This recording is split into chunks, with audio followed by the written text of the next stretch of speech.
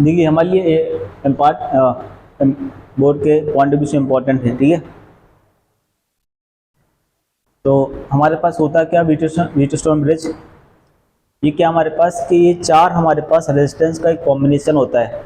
कितने रेजिस्टेंस का हमारे पास, फोर रेजिस्टेंस का हमारे पास एक कॉम्बिनेशन होता है, ठीक है ना। जिसमें क्या होता है हमारे पास कि अगर हमारे पास ये पी क्यू आर एस हमारे पास अंदर का अगर रेशियो यानी पी अपॉन क्यू और आर अपॉन एस, इनका रेशियो अगर हमारे पास इक्वल आता है, ठीक है ना, तो इसमें जो हमारे पास ये गैल्वेनोमीटर आप देख पा रहे हैं, तो इस गैल्वेनोमीटर में हमारे पास कोई भी करंट हमारे पास नहीं होता, यानी आई जी जो हमारे पास होगा वो क्या होगा, हमारे पास जीरो होता है।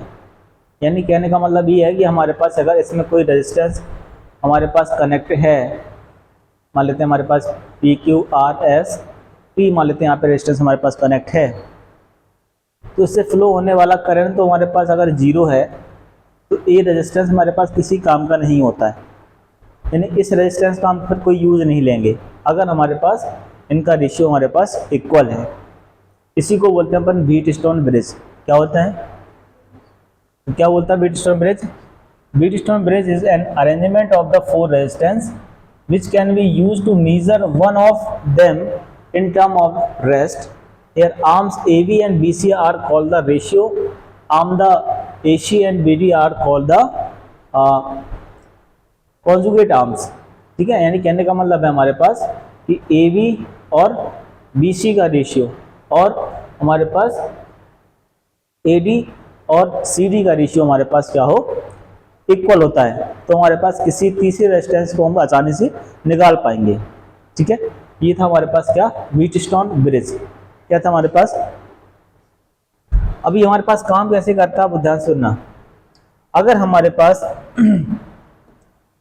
P अपॉन Q और R अपॉन S का रेशियो हमारे पास इक्वल आ जाता है, ठीक है। अब इसका कुछ ना कुछ रेजिस्टेंस होगा, इक्वल आ जाता है, इस कंडीशन को हम बोलते हैं। तो उस केस में हमारे पास आई जी हमारे पास क्या होता है, जीरो। आई जी का मतलब गैल्वेनोमीटर हम पढ़ाएंगे अभी आपको, ठीक है। तो गैल्वेनोमीटर में हमारे पास करंट क्या होता है, जीरो। यानी इसमें जो भी रेजिस्टेंस हमारे पास लगा होगा वो रेजिस्टेंस भी हमारे पास किसी काम का नहीं होता है। तो P Q upon R S, P upon Q equal to R upon S, इस केस में हमारे पास करंट हमारे पास यहाँ पे जीरो होगा। तो इस कंडीशन को बोलते हैं हम बैलेंस व्हीटस्टोन ब्रिज। क्या बोलते हैं, बैलेंस व्हीटस्टोन ब्रिज बोलते हैं, है ना। शॉर्ट फॉर्म में WSB बोलते हैं। क्या बोलते हैं, WSB, ठीक है। तो आपके सिलेबस सिर्फ बैलेंस व्हीटस्टोन ब्रिज है और है नहीं, अनबैलेंस है नहीं। अनबैलेंस थोड़ा कॉम्पिटिशन लेवल में चला जाता है, ठीक है। अब इसको प्रूफ करना है कि हमारे पास ये कैसे होगा। इतना चीज लिखिए आप और ये डायग्राम बनाओ।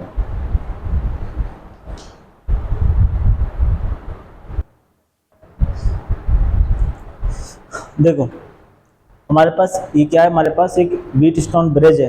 क्या है हमारे पास, व्हीटस्टोन ब्रिज। अब इसको प्रूफ करना हमको कि हमारे पास R1 upon R2 R3 upon R4 का रेशियो हमारे पास इक्वल होता है। इक्वल होने का मतलब हमारे पास कंडीशन क्या है, कंडीशन ये हमारे पास कि IG करंट हमारे पास जीरो होगा, देन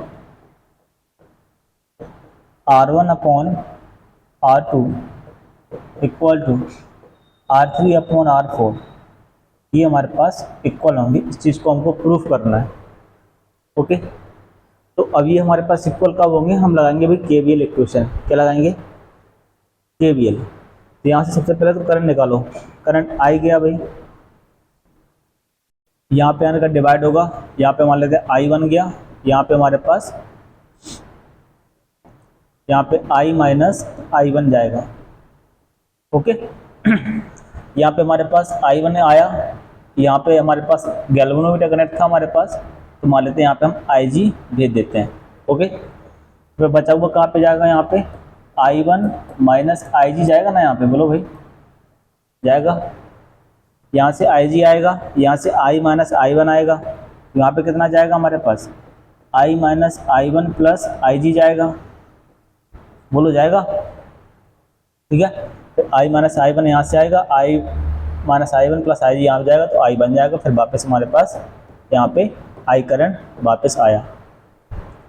बस ये याद रखना है, बैटरी से जितना करंट आपने निकाला उतना बैटरी के पास आना ही चाहिए, ठीक है। अब लगाएंगे हम केवीएल, चलिए देखें। तो सबसे पहले केवीएल लगाते हैं इस वाइल लूप में, ठीक है। तो फॉर लूप कौन सा लेते हैं, A B D A B D A, इसके लिए केवीएल फर्स्ट लिखते हैं। कैसे चल रहे हैं हम लोग भाई, ऐसे, ये हमारे पास लूप फर्स्ट है।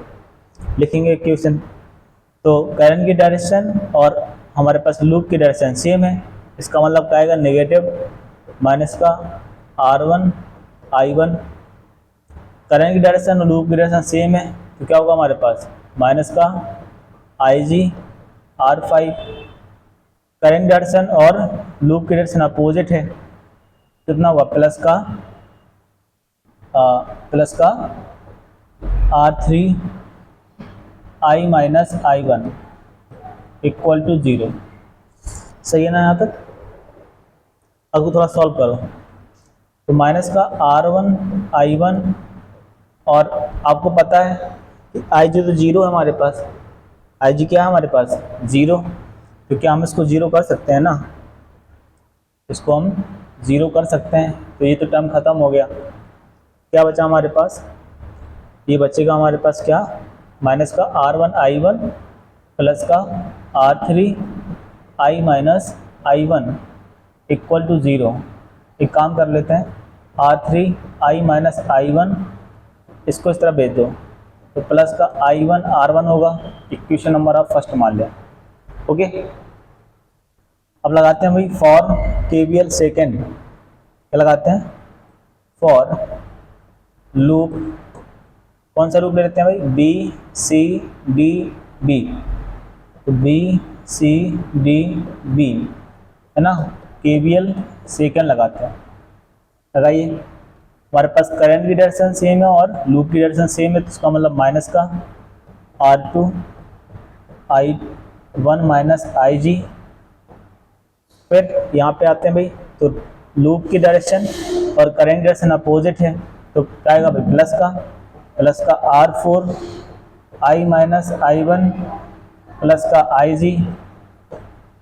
यहाँ पे करंट डायरेक्शन लूप की डायरेक्शन अपोजिट है, तो प्लस का क्या होगा, प्लस का R5 IG इक्वल टू 0। यहाँ तो बात क्लियर। अब इसको थोड़ा सॉल्व कर लेते हैं, क्या होगा भाई, इसको अंदर मल्टीप्लाई करो, माइनस का R2 I1 ये प्लस का IG R2 प्लस का R4 I माइनस का I1 R4 और प्लस का IG R4, और ये हमारे पास R5 IG इक्वल टू 0। अब आपको पता है कि भाई IG तो क्या हमारे पास 0 है, IG क्या हमारे पास 0, जितने भी IG वाले सब 0 कर दो, तो ये 0 हो जाएगा, ये 0 हो जाएगा, ये 0 हो जाएगा, हमारे पास होगा कि नहीं होगा, बोलो भाई। क्या बचेगा, माइनस का R2 I1, ये हमारे पास यहाँ से अगर मैं R4 कॉमन लेता हूँ, कितना होगा, R4 I minus I1 equal to 0। तो R4 I माइनस I1 इसको इस तरह भेज दो, I1 R2, इसको इक्वेशन नंबर आप सेकंड मान लो। अगर हम फर्स्ट में सेकंड का डिवाइड कर देते हैं, क्या देखेंगे आप भाई, तो होगा R3 I minus I1 upon R4 I minus I1 equal to I1 R1 upon I1 R2। तो हमारे पास I माइनस I1 से I minus I1 cancel, I1 से I1 कैंसिल, क्या बचेगा भाई हमारे पास, R1 upon R2 equal to R3 upon R4, hence proved. ठीक है, बात समझे। तो हमारे पास ये बैलेंस व्हीटस्टोन ब्रिज होता है। क्या होता है, बैलेंस व्हीट स्टोन ब्रिज। ठीक है, तो एग्जाम के लिए हमारे लिए इसका डेरिवेशन भी इम्पोर्टेंट है, इससे बनने वाले क्वेश्चंस भी हमारे लिए इम्पोर्टेंट हैं।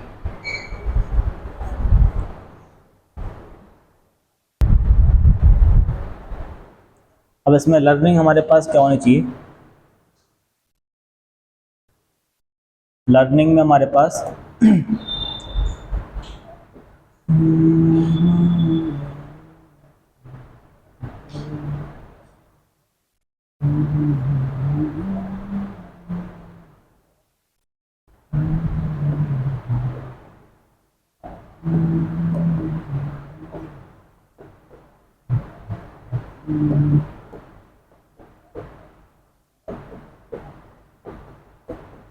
ये हमारे पास व्हीट स्टोन ब्रिज है ना। तो अभी मैं आपको बता के आऊँगी कि हमारे पास ये जो R5 है, इसमें जो हमारे पास IG करंट, IG का मतलब गैल्वेनोमीटर में जो करंट होगा, यानी गैल्वेनोमीटर में जो डिफ्लेक्शन होगा हमारे पास वो ज़ीरो होगा। तो जब IG हमारे पास ज़ीरो है, इसका मतलब R1/R2 इक्वल टू R3/R4 होएगा। ठीक है, तो उसका कहने का मतलब ये हुआ कि potential at point B equal होगा पोटेंशियल एट पॉइंट डी। जब पोटेंशियल इक्वल होता है तभी तो हमारे पास करंट जीरो होता है, नहीं होता है, बोलो भाई। तो एक लर्निंग ये आपको याद रखना है कि बी पॉइंट का पोटेंशियल हमारे पास बी पॉइंट का पोटेंशियल इक्वल होएगा, तभी हमारे पास ये कंडीशन पॉसिबल होगी। ठीक है, अब ज़रूरी नहीं कि हमको सीधे ही डायग्राम ऐसे ही मिल जाए आपको कि चार रेजिस्टेंस लगे दिख जाए आपको और एक बीच में हमारे पास रेजिस्टेंस लगा दिख जाए, ऐसा भी नहीं है। आपको पहचानना पड़ेगा कि हमारे पास कि हमारे पास व्हीट स्टोन ब्रिज है भी कि नहीं है। कैसे, जैसे हम है ना 3-4 डायग्राम मैं बना दे रहा हूँ जो एग्ज़ाम में आए हुए हैं, है ना, तो उनसे आप पहचानने का थोड़ा सा वो हो जाएगा। हमारे पास कुछ इस प्रकार से ये, ठीक है, ये हमारे पास R1 R2,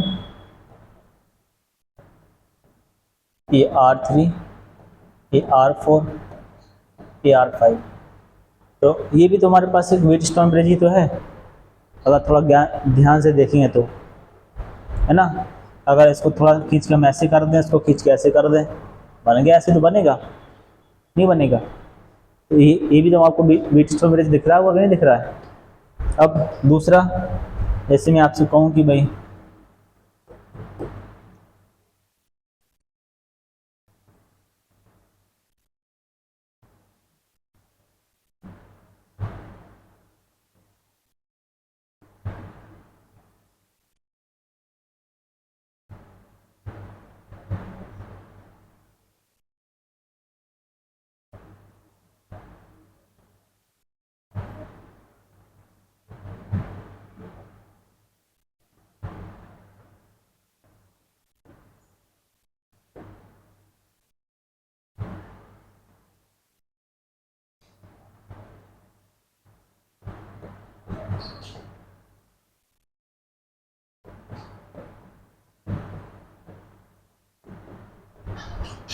या तो मैं रेजिस्टेंस लिख दे रहा हूँ तो आप पहचान पा रहे हैं कि भाई R5 बीच में होगा, है ना। अगर हम इस ए वाले वायर को उठा के ऐसे खींच के इस तरफ कर दें, मान गया व्हीट स्टोन ब्रिज, बोलो नहीं बनेगा। अगर इसको ऐसे पकड़ के ऐसे खोल दें हम, तो ये वायर घूम के इस तरफ हो जाएंगे ना, व्हीट स्टोन ब्रिज तो होगा नहीं होगा, है ना। ये इम्पोर्टेंट हमारे लिए।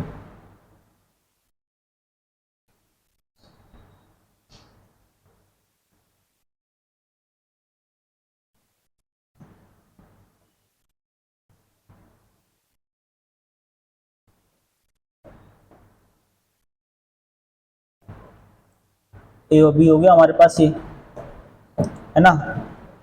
अब ये हमारे पास व्हीट स्टोन ब्रिज होता है।